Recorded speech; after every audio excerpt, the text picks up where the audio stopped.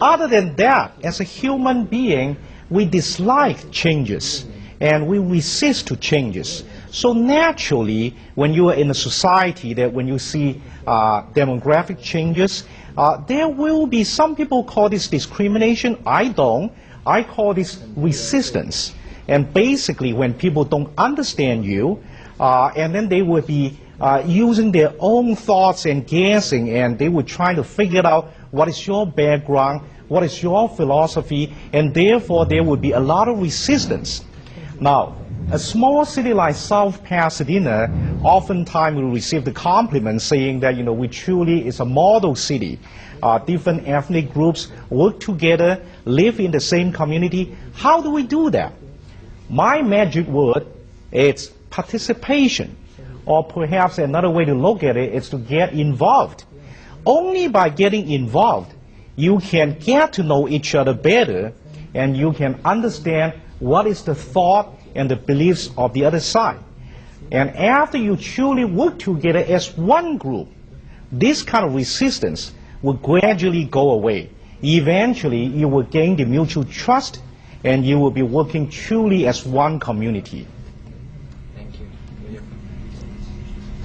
I think, Mr. Councilman, you just mentioned about the fear of unfamiliarity and also the resistance, for change.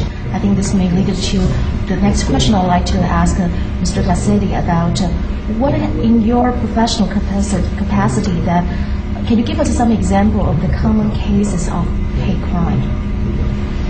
Certainly. Hate crimes occur at various levels, but most hate crimes, first of all, are committed by young people, by juveniles. A hate crime is if I say something very ugly about your ethnicity, or the color of your skin, or the shape of your eyes, that's not a hate crime. That may be hateful for you to hear that, but in our country, that's protected under the United States Constitution, freedom of speech. On the other hand, if we have a young student who comes up and starts calling you names, ethnic slurs, and then punches you, now we have a hate crime. Because the only reason that he punched you or hit you was because he didn't like the shape of your eyes or the color of your skin or your religion, whatever it might be. And so that's when my office begins to participate.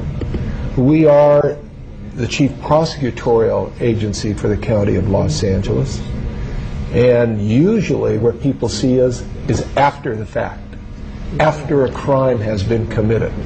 Is there enough evidence to establish that a certain person committed the crime, and if so, you prosecute it. And then we seek justice there. Doesn't mean the maximum sentence or the maximum charge. You seek justice.